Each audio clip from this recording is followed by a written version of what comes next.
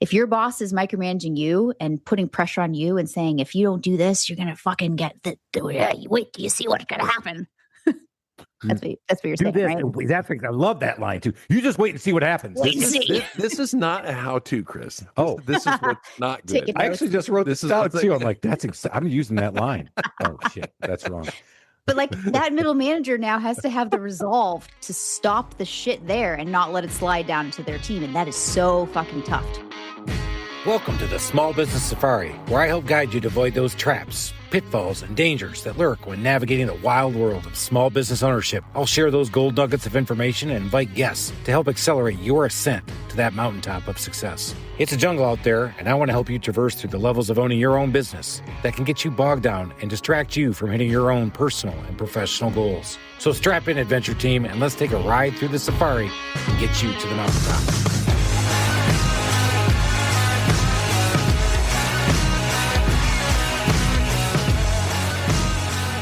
Digitals here, Alan. I don't know what you're talking about. You probably, guys, if you're listening, just realize I cut on halfway through my sentence. So that just shows you how pro we are. Welcome back, everybody, to Small Business Safari. We're going to go make this thing happen. We're back for another week, Alan. Getting excited about the year kind of turning, getting out of this cold weather. Oh, just weather-wise, not business. No, fuck that. No, it's not happening. So I just got... You've already resigned yourself to a crap 2026? All right. So I'm going into this year, guys. And, if you haven't followed the pod, I've got a handyman and remodeling company here in Atlanta and Athens. And I'm in tap with a lot of the national remodelers around the nation. And I'm getting to this thing and I'm like, I'm going to go 20%. I'm going to go 20%. I'm going to go 20%. And so far, everybody else I've talked to goes, that sounds good. I'd like to. So what are you really thinking? And guys who are pretty honest with me are like, yeah, I'm thinking like 5 or 10. I'm like, uh-oh. So then I just got done talking to my supplier this morning, went over there. He supplies all our windows and doors and the big deck packages we do. And he said, yeah, we're probably right now we're looking at like a flat year. I'm like, oh, boy, how about Chris outpacing the, that's like me going on a 400-yard sprint around and saying, oh, I'm going to beat everybody by 20%. I'm going to fall flat on my face. First turn, down I go. Kidney's going to go down. It's not going to be pretty. Oh, you'd barf. I would too. Yeah, it'd be remember doing 400s? Oh my God. Yeah, I do remember. I ran 800s. I ran 400s against my will just so I could play football. You're stubborn that way. I was. That's the only reason I ran it. Guys, we got a great episode today. We actually left a little bit too much in the green room, according to Alan, because we've been talking to Chelsey Reynolds. And she said, hey, man, I'll talk about whatever you guys want to. And we said, well, she goes, this is my year of play. I'm like, honestly, after I got done saying the 20% growth and this, that, I think Chelsey, I'm probably with you. This is going to be my year of play too, or back to being a nonprofit. Congratulations. Yay. So that means you have to be a do-gooder. Yeah. Oh, here we go. So Chelsey, thanks for coming on the show. You've got your own podcast. We're going to talk about that in a little bit, but let's talk a little bit about what you're doing here as of late. Why don't you give everybody a little flavor of what you've been working on? Gosh. All right. Well, this is a cliffhanger. Yeah. After these messages. I don't want to talk about that, guys. Yeah. Maybe we do. Yeah. Well, we could talk about shoes, but we'll talk about business. I want to talk about the office that you're in. That is so cool looking. Thank you. She's got all these picture frames with no art. Yeah. You see that? What does that mean? Yeah. That's like cerebral. Mm-hmm. Can you handle it? No. And the plans. Yeah. Chris, what was this speaking to you, Chris? I'm not very good with art. I want to design a bathroom. I'm in, bro.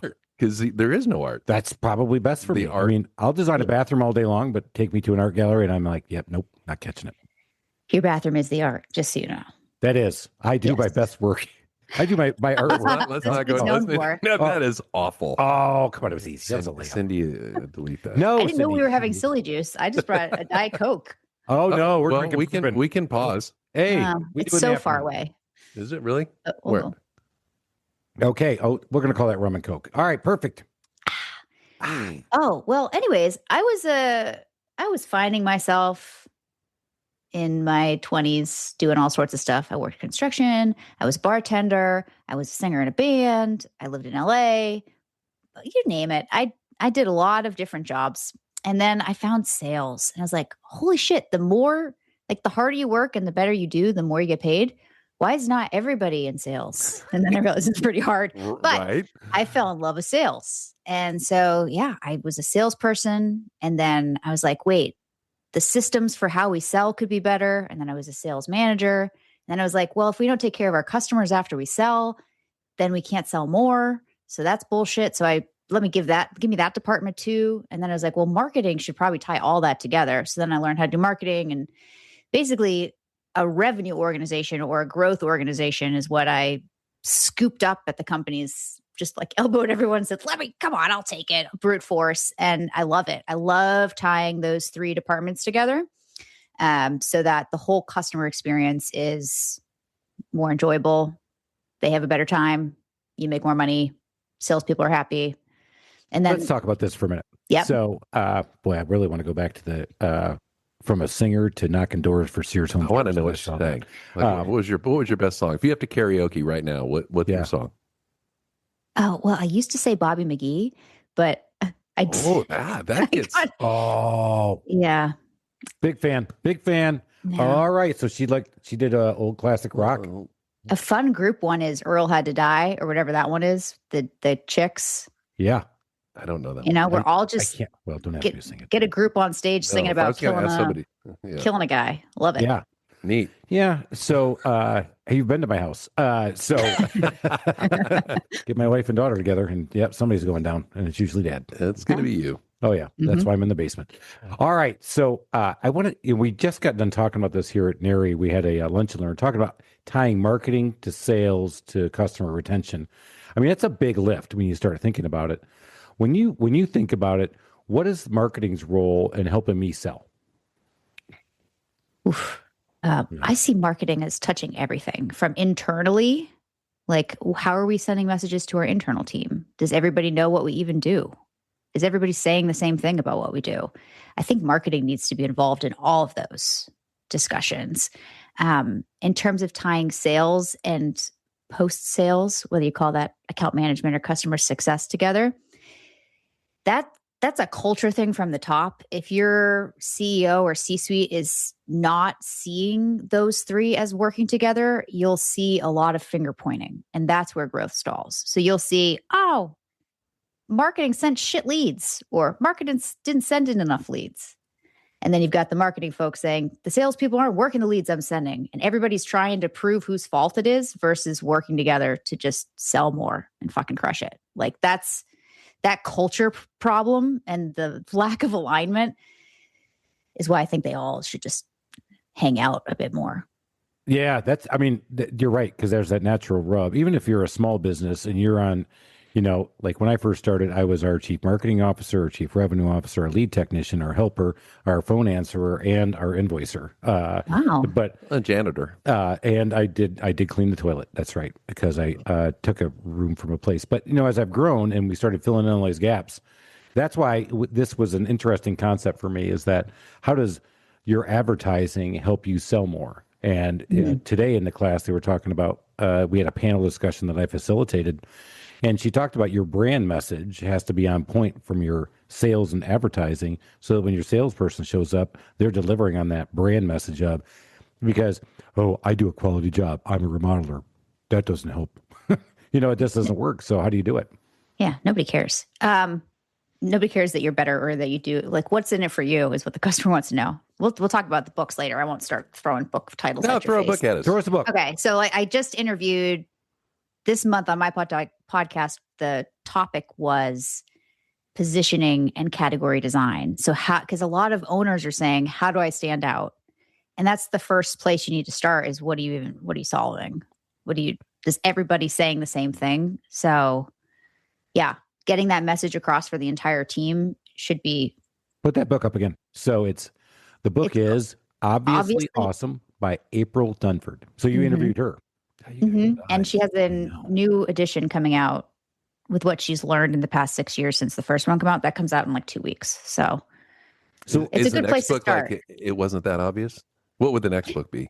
Not obviously awesome. Yeah, that's right. Yeah. But I obviously do not suck. That would be my book. All right. So Keep going. Well, and it is interesting. I want to say something because how often does a marketing department come out with something and then the sales department rolls their eyes and there's not buy-in together? Bro.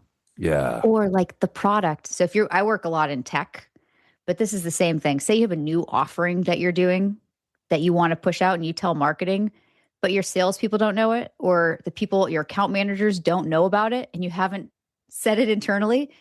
And the first time your customers hear about it is from an ad. Like, think of how disjointed that all feels for the customer or for the prospect to book a call with someone at your team.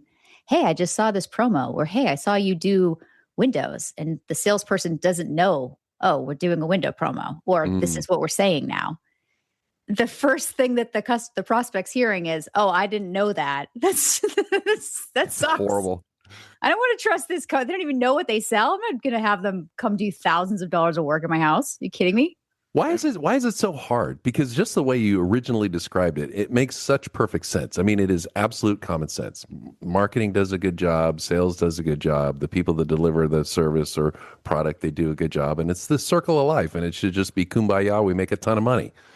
And it doesn't work that well very often. Yeah. Why? I think there are a few reasons. Let's stick to two. One would be folks haven't done all of the jobs. So the folks in leadership don't respect or understand what's actually going into the other departments. Not to be a dick and call you guys out if you don't have to be the head of every department to be good or understand what the other department does. So she speaks your language. I know. I'm sorry. I mean, you are absolutely fluent in Chelsey. I know. I definitely speak Chelsey. This is my love language. I'm like, I can see he's just glowing. I mean, I feel like I'm having a conversation in the office, really. Yeah. Where I don't have to filter myself. I'm like, finally. Okay, thank you. Well, I mean, what's the point of getting fancy? Let's just cut through it. You have to when you're in business. So if you don't understand what's going on, and think of it like when you go into a store at 8:30 and you go and you're looking through the clothes and you're moving things on the rack and you leave shit on the rack or unfolded. I know you've never worked in retail. Yeah, if you go into a restaurant at 11 o'clock at night or 10:50 when it closes at 11 and you're sitting there, oh, I don't know, instead of just get what you fucking want and get out. I'm sorry. This is it's 4 p.m. when we're taping this and I'm potty mouth. Let it rip. Let her rip because I want to hear the answer. You know, someone's never been a bartender or never been a server. You can tell who doesn't understand what the impact they're just assholes. But that's right. If you have done the job, you understand, okay, I'm not going to throw a brand new product or a brand new offering at the marketing director on a Thursday afternoon and say, hey, we want this to launch on Monday. Make all the materials and make it come true. And then have marketing do something in a week and not inform sales. You know, like people need to be trained. Things are going to take a day or two longer than you want them to. And that's what's going to make it work. So that's the first thing I'd say is they don't understand what each other's doing, or they don't respect how difficult each other's jobs are, because everyone's job is tough. The second thing I would say is usually it starts from the top. If there's some sort of competition or there's some sort of fear leadership trickling throughout, that's when you get into Let's talk about fear leadership. So what are the pros of fear leadership? Let's start there. The top best things about fear leadership. This is cool. That's the title of your book. There it is. The pros of fear leadership. Fear me. Fear me. I know. So there are studies that leaders who feel illegitimate about their authority tend to amplify threats, whether they're real or imagined, because it produces short-term obedience. So that's a threat, actually a good one. Yeah. So kind of a business Napoleon complex. Yeah. No, yeah. I actually work from another angle of my fear, but I'll get to that. Fear mongering. This will end up becoming a little bit of a therapy session, Chelsey. Thank you. Okay. I'm already leaning back in the chair. I'm already getting back. Listening. I've been on the couch plenty of times. How do you really feel? I know. Well, I feel like I don't feel illegitimate. But I do feel like there are times when people are just being idiots and they need to hear. No, I mean, I let people. I don't like yes people. I definitely don't. And I hate that. And you can't have that. And if you do the fear thing, they're going to just start yesing you to death. Yeah. I can't stand that. So, See? right? Yes, they will. Thank you, Chelsey. You agree. Damn it. Welcome. All right. I got another yes person. What the hell? Don't fire me. That's it. We're done. You just lost her soul. Do you like that? Yeah, she said what you wanted, and you lost her soul. I know. Chris. I know how I do. Yeah, really good. I think I'm playing the longer game. Well, that was Flash last some week. tires. I just kicked the door last week. Did it really come off the hinges? No, I did, but there was a little piece of paper that said arrow and said Chris did this. A little dent. Not stuff. exactly. I went through the door. Oh. Yeah, well, it was a magic till. I was not a soccer player, but I pretended to play one. Could have kicked a 50-yard field goal that day. That one I probably could have done better than young Laku here in Atlanta. That's right. So, all right. So fear of leadership, not good because you get illegitimate. You don't get free That's form one talk. thing. I mean, also if you've been raised in environments where yelling and saying, do this, we've all had a shitty boss that micromanages us or a parent who, yelled at us. Everyone's got different people who made them feel not great. So if that's what we're trained in, it's very easy to pass it on. Or if that's what our boss is doing for us, say your middle management. If your boss is micromanaging you and putting pressure on you and saying, if you don't do this, you're going to fucking get wait till you see what's going to happen. That's what you're saying, this, right? I love that line too. You just wait and see what happens. Wait and see. This is not a how-to, Chris. Oh. This is what's not Take good. it I actually just wrote this down something- too. I'm like, I'm using that line. Oh shit, that's wrong. But like that middle manager now has to have the resolve to stop the shit there and not let it slide down into their team. And that is so fucking tough to not just then immediately panic and say, my job's on the line. Everyone on my team's job's on the line. And then push that pressure and the fear down onto everybody else. And it just trickles and everybody's in this fight or flight. This is what It doesn't trickle, it cascades. yeah, I I agree. Avalanches. It doesn't trickle. I think, especially in a small business, when you got a pretty flat organization, yeah. that door kicking, that rippled through the entire office, from the ladies answering the phones to the account So team. can you imagine one of your nice ladies on the phone and they're talking to a customer and they're like, what was that? Yeah, The owner just kapowed. Yeah, something just fell in the. The owner just kapowed. I wrote that down. They could say that. Another book title. Yeah, the owner just kapowed. I like that one. That is a great book title. Because Sorry. No, go So ahead. how do you guys not pass the shit on?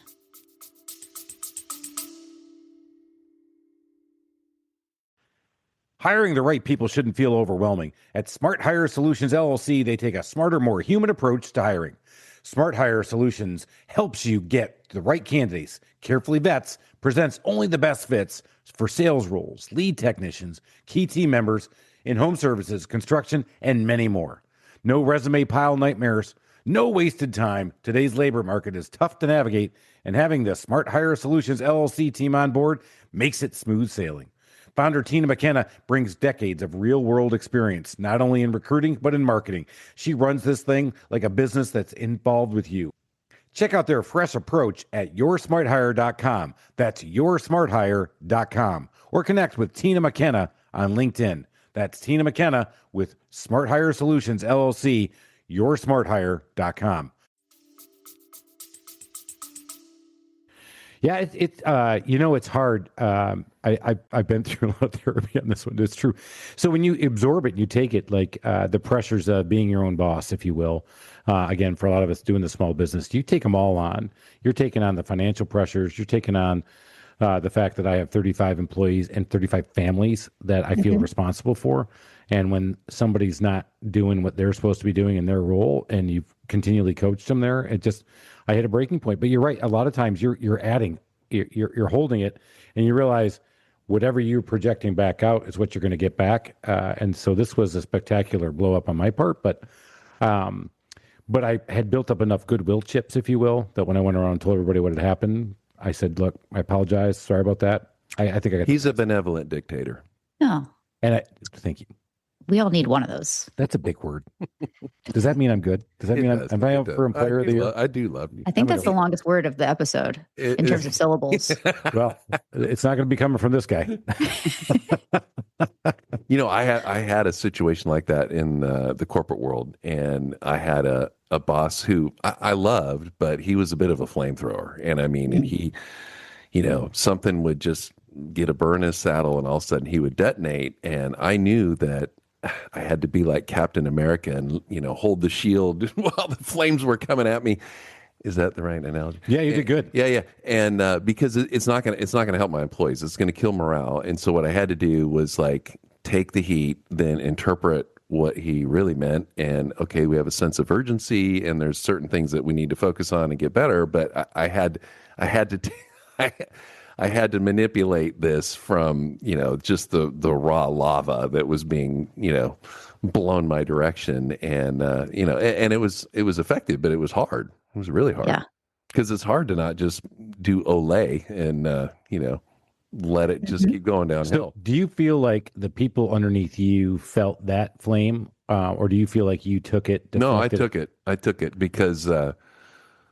Well, I don't really want to talk about it, but when I left and they replaced me with somebody who was more in that direction, it was catastrophic. So in my boss hole, which is why I'm in my job boss now. hole. Yeah, Chelsey, you can. See, here you go. She's writing that one. Yes.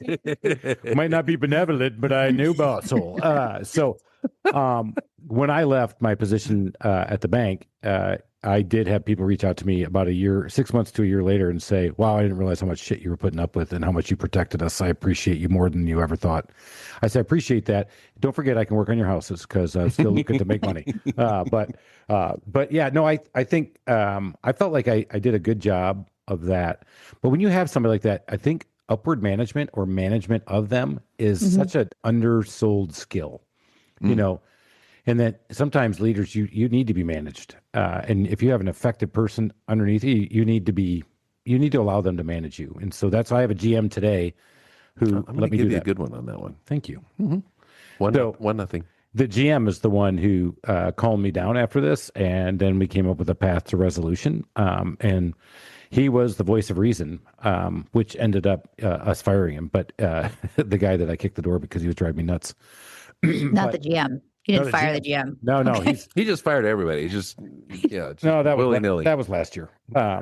You did happens. fire a lot of. I did. Oh my god. So but it's just you go back to it. I think that's part of the thing people miss is that if you go to work for somebody, you need to be more effectively managing them. What do you think about that? And how do you do it better?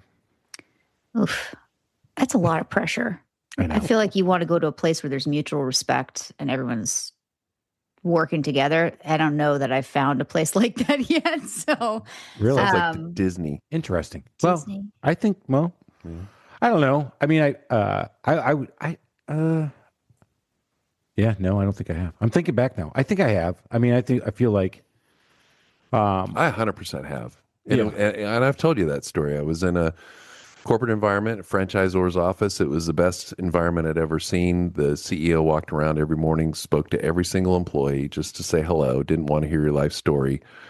It was the person I worked for. I could openly say, I am not sure I know how to do this, or I'm uncomfortable with this job. Can you help me? And they wouldn't make a note, and they just helped. And then private equity sold them, brought in a new person. He walked the building morning and evening to make sure people were at their desk, put a camera on the back door to make sure people weren't leaving before 5. And I went from happily working sometimes till 10 o'clock.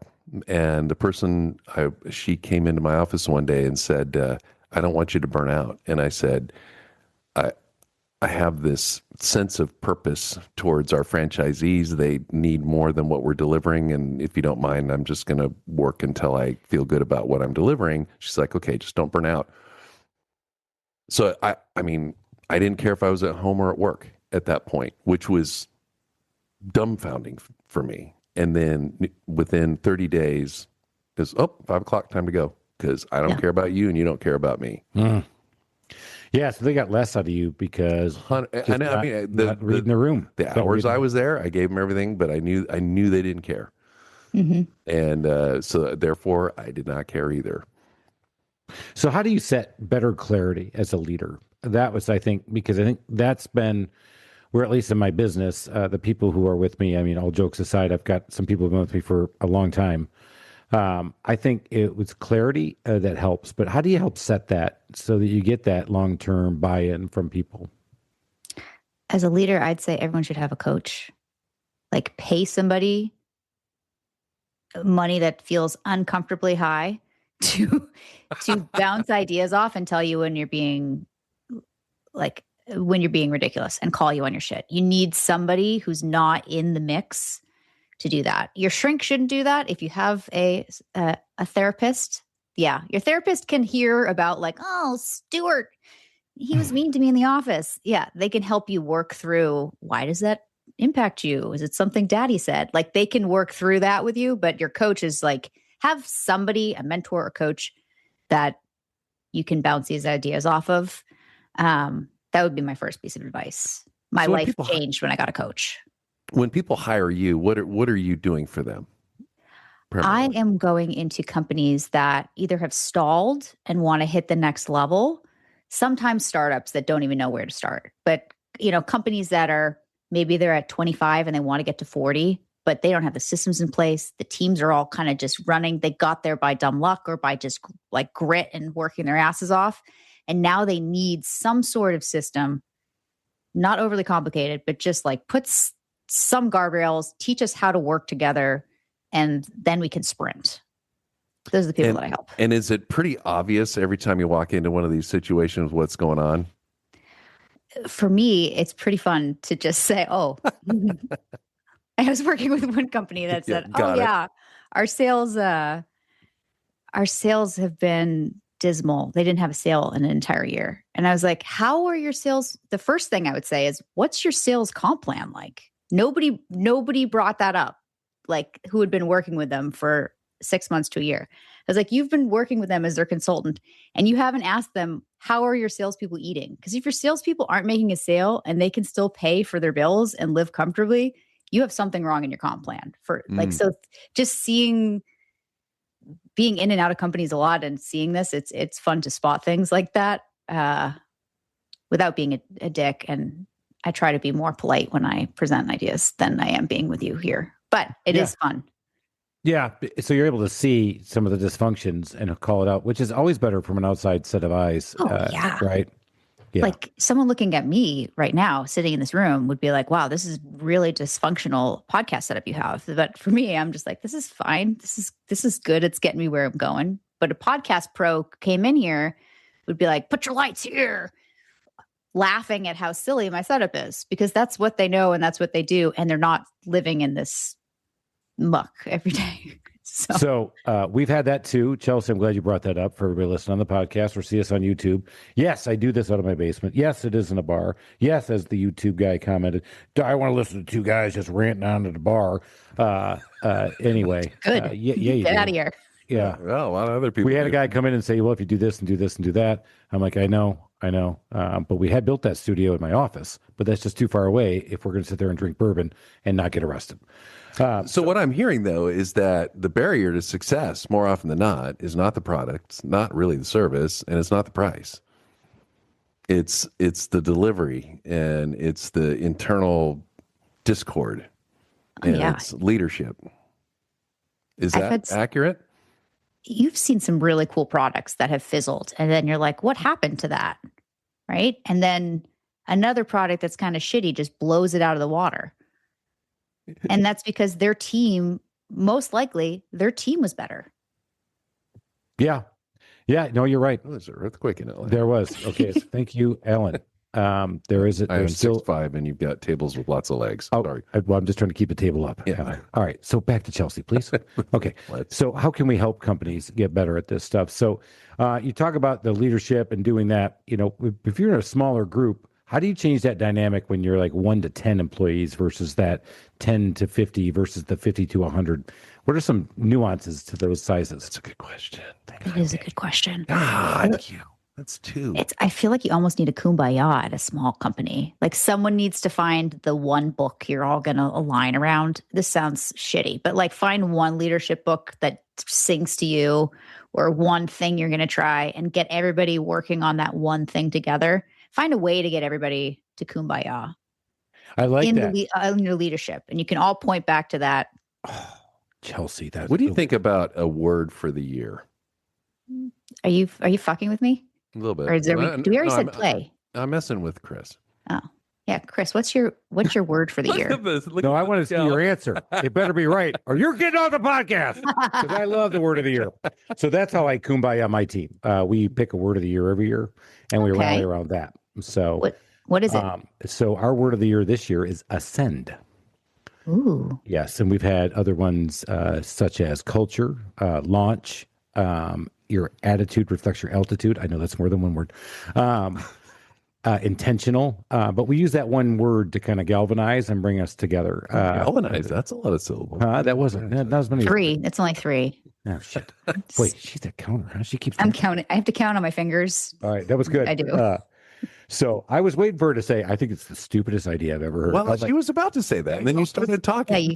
Yeah, you cut me off before I could say do anything but. I had squinty eyes for it, and she's like, "Well, what do you think?" You were giving her the death stare. I was. I was doing laser beams. I was so lasering. I mean, I was stay angry, my friends. All right, so.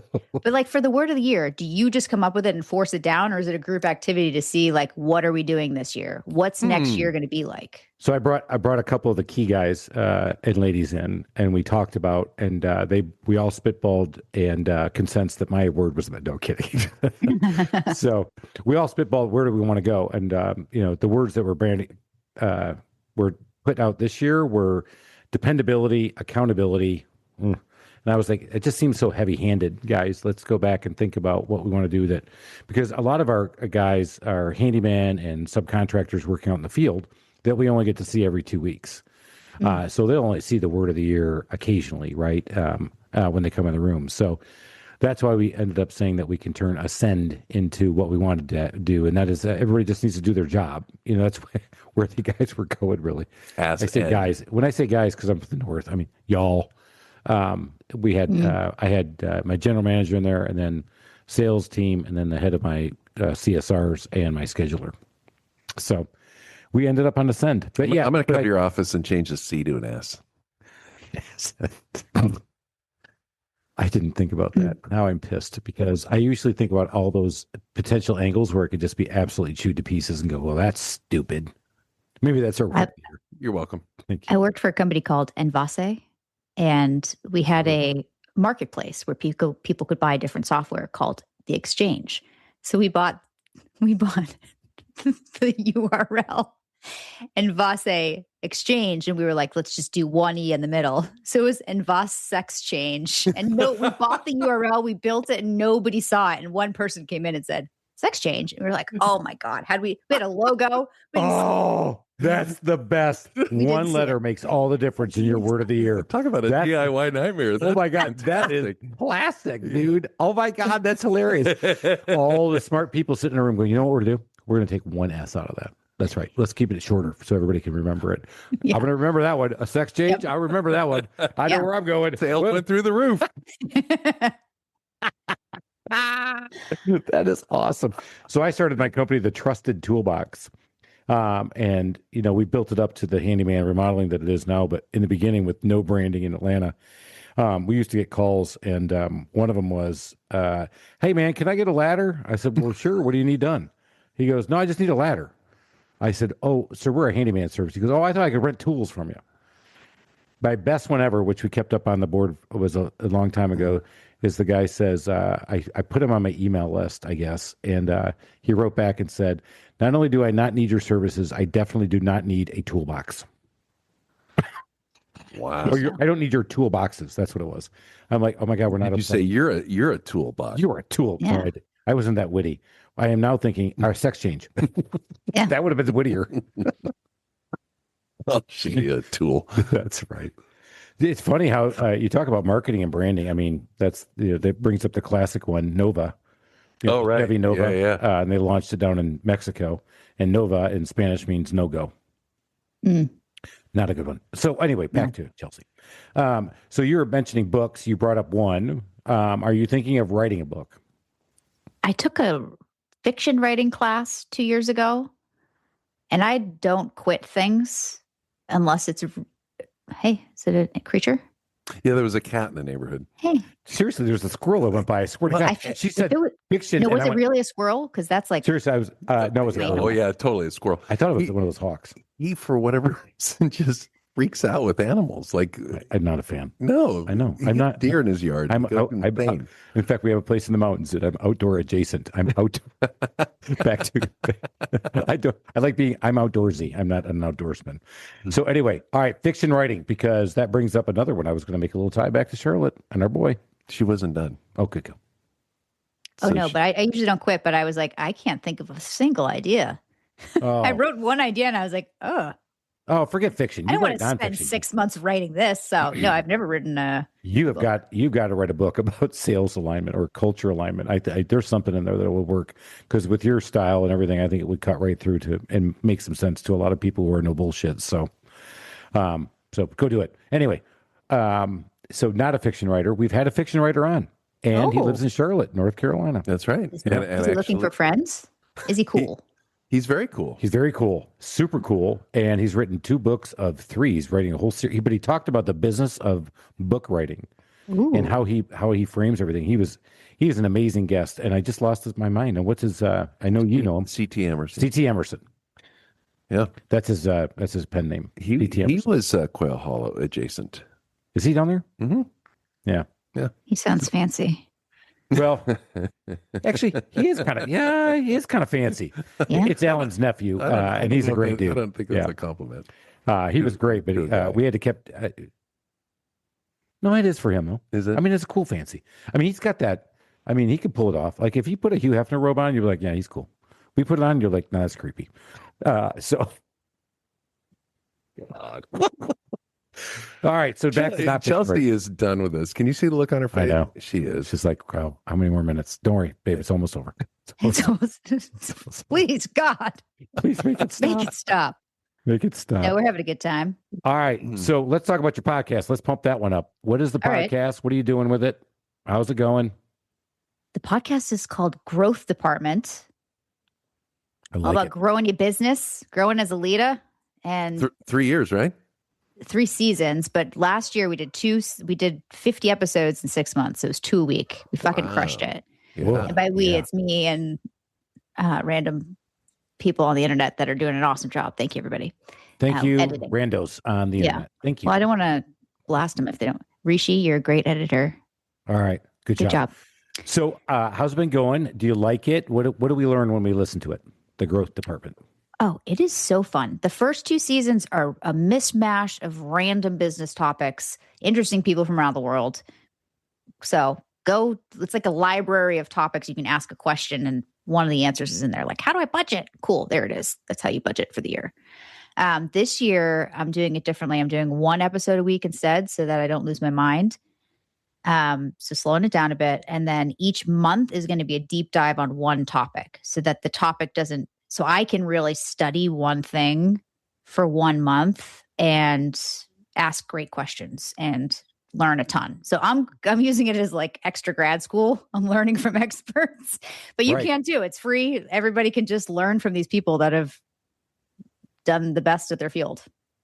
So I'd love to come on there. I can tell you how to max out 7 credit cards and still stay married and stay in business, and roll up like a baby on the couch at 3:30 in the morning, rocking back and forth, going, "What have I done to myself? What have I done to myself? Why? Why did I do this?" So awesome. All right, growth department. Build that. Narrowly avoid being murdered by your wife over and over again. Yeah, actually, there's a movie there. It really is. I married an expert, or I think there already was one of them. That's the 3rd time that's been brought up since I've met you guys today. So I feel like there is something there. She doesn't listen, so I'm good. It won't be a surprise when we see it in the news. Yeah, this won't be it'll be current events. This will be Savannah the Guthrie mom just getting snatched. When it happens, everybody's like, "Oh, tragic! Yeah. Oh my God!" Did she finally? Yeah, I saw that coming. Yeah. Mm-hmm. Hey, he died suddenly. Yeah, all right. You don't need the investigation. really. You don't really need the detective. I think We know what happened. Yeah, and he probably deserved it. So, Open and shut case. moving on. We're done, and my work is done here. So, and you got a consulting business helping people help their revenue. How do people find you on that? Yeah. I don't really have time for anybody new. But if you no, because this is the year of play, guys. Remember, I was trying to that's right. You're a play. Shit. This is the year of play. I want to learn and take time. Next year, Do you know how many people are listening to this going, I need somebody like that who can just tell it to me straight? Dude, you know what I'm thinking? And simple. And you know what? She is the queen of sales because you know what she just said? I don't have time for you. Yeah. No, please. Will you take me on? Will you please? I'll pay you double. Now they're like, oh, please. Oh, please. See, that's like it. Make me want you. Don't you want me? All right, baby. I know what's happening in your sales meeting on Monday. I'm going to do that. Guys, start playing hard to get. Yeah. We don't even want your gig. Yeah. You know, actually, I literally just emailed a lady because this one was really messed up. She had a plumber come in and totally hose the thing. And I talked to her, I was sitting there in front of her. And this is like one of the first jobs I've turned down in a long time. But it was just like, I just couldn't do it because she wouldn't let me gut the bathroom. And I was like, I'm looking at this plumbing and I know it's fraught with leaks. And it's just, the whole thing was just jacked on it. Fraught's another good word. Yeah, it was though. You've had two. Fraught is a good word. Whew, I am in total spin mode. God. All right. So, Chelsey, you're a play it's a growth department podcast. We got to get rolling here in a minute, but what else do we want to talk about? Let's talk about dead air. Yeah. No, what? All right. Oh, scroll. Yeah, another bird. It was a goddamn bird. There's some sun out there, so we haven't seen it in a while. All right. So just for everybody gets to set up, yes, you look at my bar, but to the left, we get to look out the backyard. And yes, every once in a while, I watch a hawk just absolutely take down a bird. What? Oh my God, just come sweeping in. We got a hawk in the area here. And in this case, it was a robin. I know, but I thought it was that hawk. Flitting between trees. And then look, because you see it once and it happens, and all of a sudden you see this plume of feathers go up. You're like, oh my God, what did I just witness? I am Mutual of Omaha. That's a pull. Chelsey's never going to know that one. No, she's not. No. All right. Yeah, well, we're old. Chelsey, we got to talk about our final four questions. This has been awesome, but I really want to know some of these things. So number one, another book you would recommend to our audience. We don't want to do obviously awesome. Let's just do that. That's good. There's a new edition coming out. If you're wondering, like, how do I stand out? I'm an Audible girl, so I listen to it twice, and then so it's all right. What is it you like? What is it you like about the book? I like that it breaks down where to start.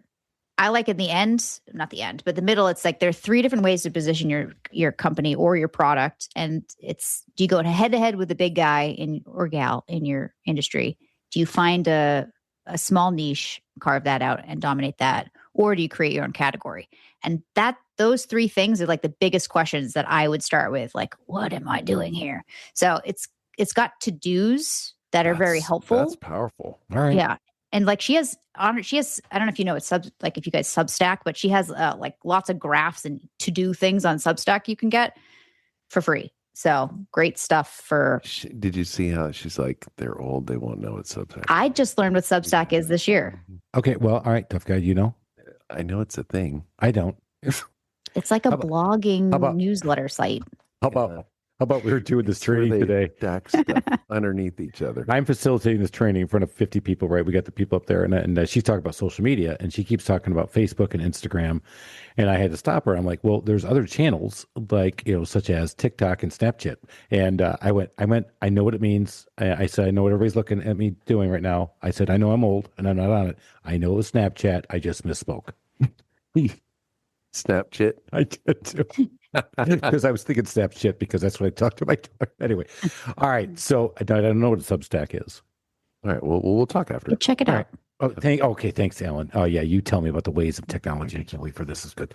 Oh, for the love. Chelsey, what is the favorite feature of your home? It's got to be the office. Don't lead the witness, please. Yeah, I guess where I'm sitting today. In your words. Where I'm sitting right now. See? Guys, go to YouTube and check it out. It's very Chelsey cool. Reynolds episode, and she has black walls with frames. Some are gold, some are black. You decide what that means to you. I think they're all gold. Leave comments below. Please leave comments and some YouTube. Plants. I'd love that, and some plants which look very healthy. I think it's cool or fake. I think it's the best backdrop we've seen. It is. It is way better backdrop. It's making me ponder. Yeah. Wow. Look at you pondering. All right. Listen here, Substack. We're going. All right. What You ready? Yeah, of course. All right.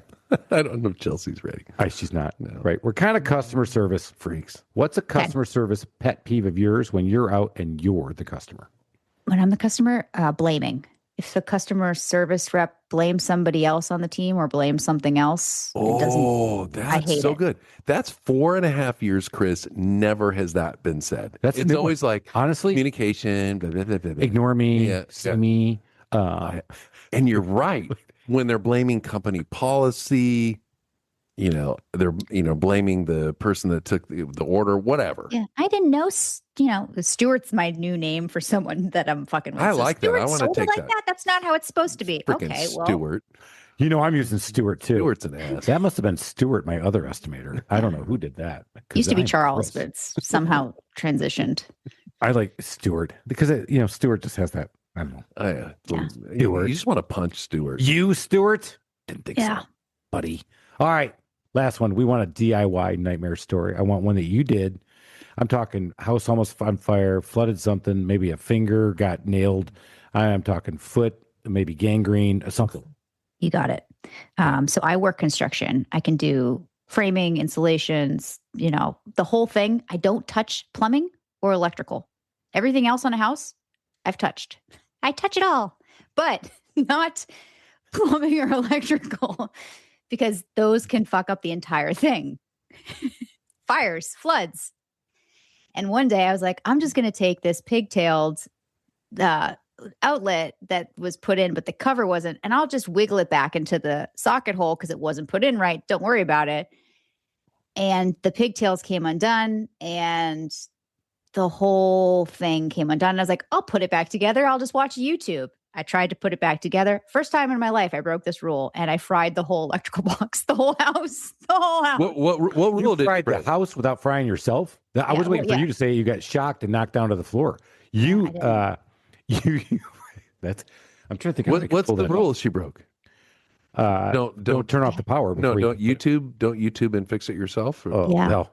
It's funny because they were talking about how do you grow your relevance as a company in home repairs. You put out the how-to videos.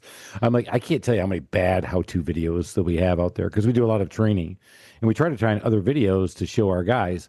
And it usually turns out to be, hey, do half of what he said and do the other half. We never would do that. And we actually laugh at the guy. So I'm thinking about doing it, but my rule would have been turn off the power before you do it. But I'm surprised you didn't get knocked back because that's what I did. I think I went outside to turn the breaker, and that's when I was like, ooh, nothing came back on. And then I went upstairs and I was like, oh, it's up here too. Ooh. Hey, what? Something smells like it's cooking. Yeah. Hey, Stuart, are you cooking a squirrel? Stuart. Freaking Stuart. Stuart, get out of the squirrel, man. Dumbass. I'm listening to Chelsea. So hire a professional is the I agree. lesson here. Of course I agree. Don't you, Ellen? 100%. Okay. This is awesome. Chelsey Reynolds, everybody, find her on LinkedIn. Go check out her podcast, The Growth Department. This has been a blast. A lot of fun. If you didn't learn something, man, that's on you. Go make this a better week than last week. Go make this a better year than last year. We got to do this, man. 26 is going to be a great year. If you're listening to this in 26, I'm sure it was a great year. Woo. For us in 25. Let's go make it happen. We got to get going. Cheers, everybody. That was uninspired. Cheers, everybody. Thank you. Thank you for listening to this episode of the Small Business Safari. Remember, your positive attitude will help you achieve that higher altitude you're looking for in the wild world of small business ownership. And until next time, make it a great day.